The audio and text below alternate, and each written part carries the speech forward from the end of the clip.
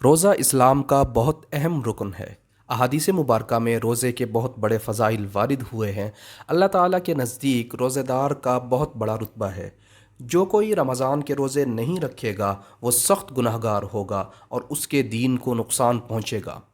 روزے کے فضائل میں سب سے پہلا یہ ہے کہ نبی پاک صلی اللہ علیہ وسلم نے فرمایا، جس نے رمضان کے روزے محض اللہ تعالیٰ کے لیے ثواب کی نیت سے رکھے تو اس کے پچھلے سب گناہ بخش دیے جائیں گے۔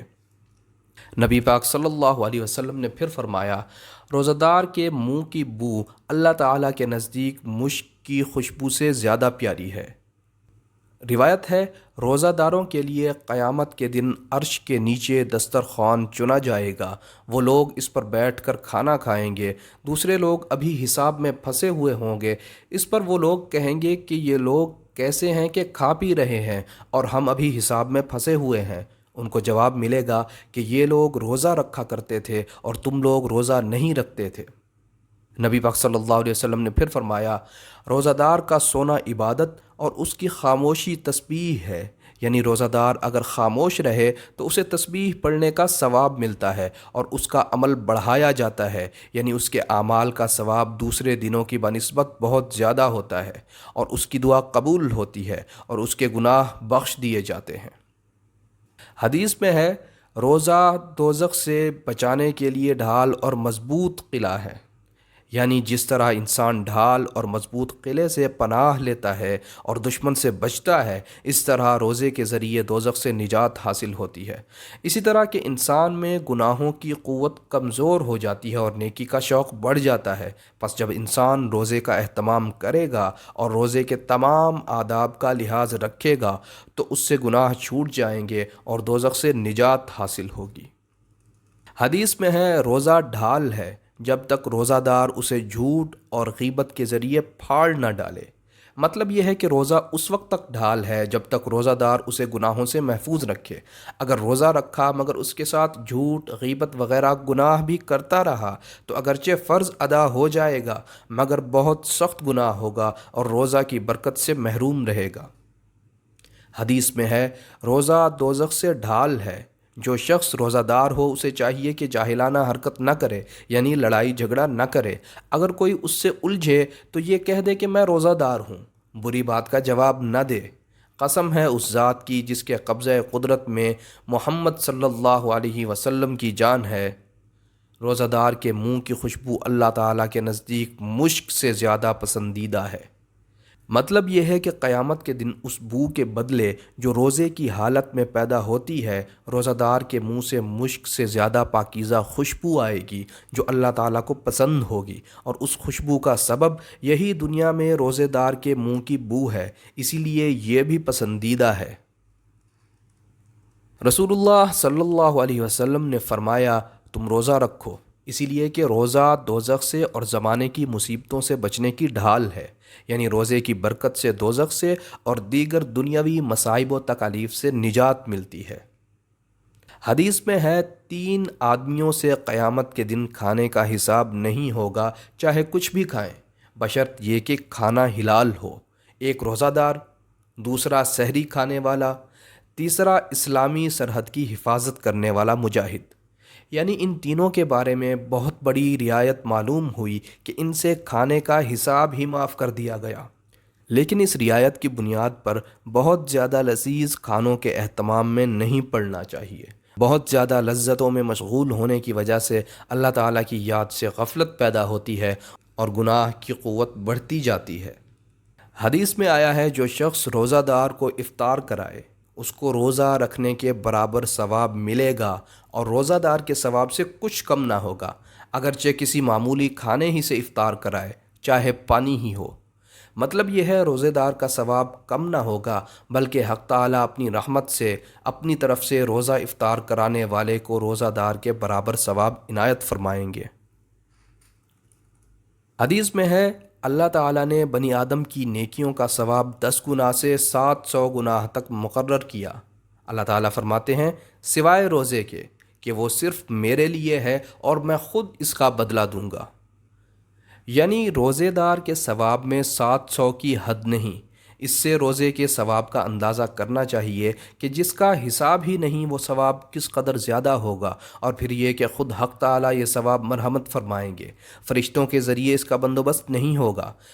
اللہ تعالیٰ کی طرف سے کتنی قدردانی ہے کہ تھوڑی سی محنت پر اس قدر سے نوازا جا رہا ہے، مگر یہ نہ بھولنا چاہیے کہ روزے کے یہ فضائل تب حاصل ہوں گے جب روزے کا پورا پورا حق ادا کیا جائے گا۔ اس میں جھوٹ، غیبت اور تمام گناہوں سے آدمی بچے۔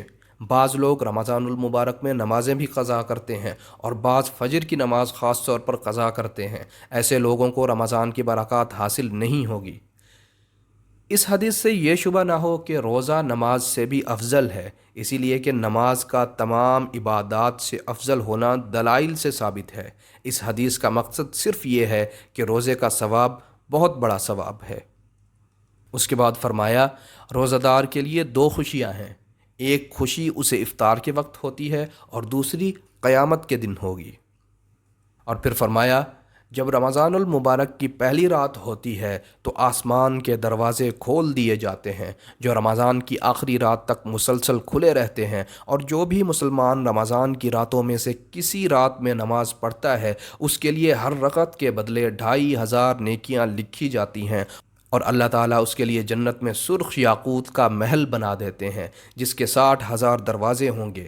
پھر جب روزہ دار پہلا روزہ رکھتا ہے تو گزشتہ رمضان سے لے کر اس رمضان تک اس نے جتنے صغیرہ گناہ کیے ہیں وہ سب معاف کر دیے جاتے ہیں، اور اس کے لیے ہر روز 70,000 فرشتے صبح کی نماز سے لے کر غروب آفتاب تک مغفرت کی دعا کرتے رہتے ہیں۔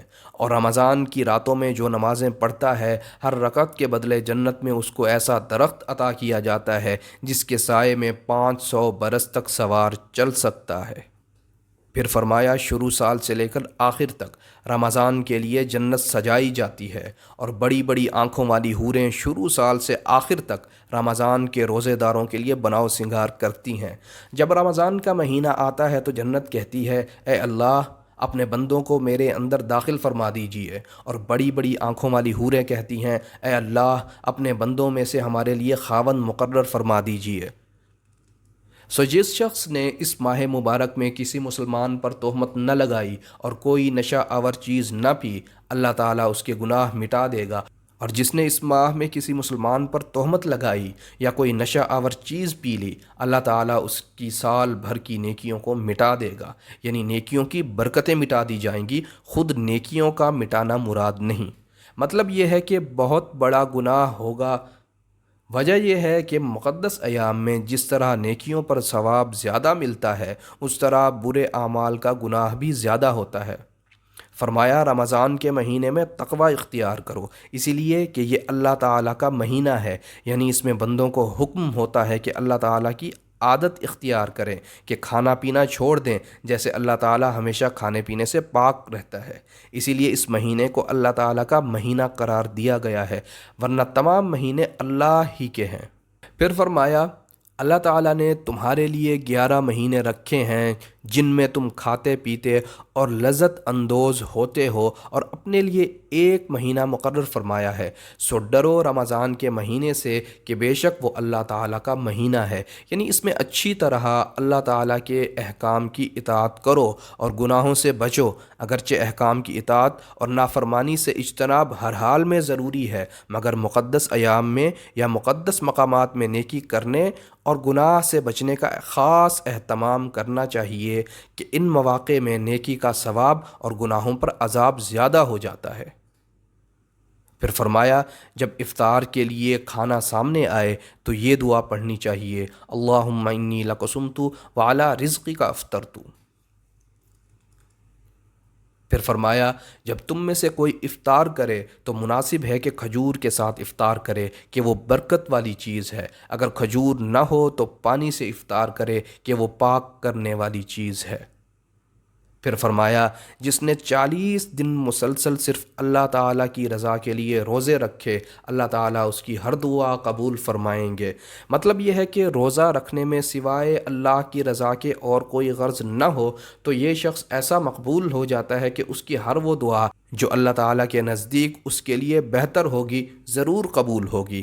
حضرات صوفیہ رحمہم اللہ تعالیٰ نے بھی چلہ نشینی کی تجویز فرمائی ہے کہ 40 دن تک تمام دنیاوی تعلقات چھوڑ کر آدمی مسجد میں روزے کی حالت میں مصروف رہے، اس سے بہت زیادہ فائدہ ہوتا ہے، نیکیوں کی قوت پیدا ہو جاتی ہے، اور اس کی برکت سے اللہ تعالیٰ کی طرف سے خاص علوم عطا ہوتے ہیں اور خاص فہم سے نوازا جاتا ہے۔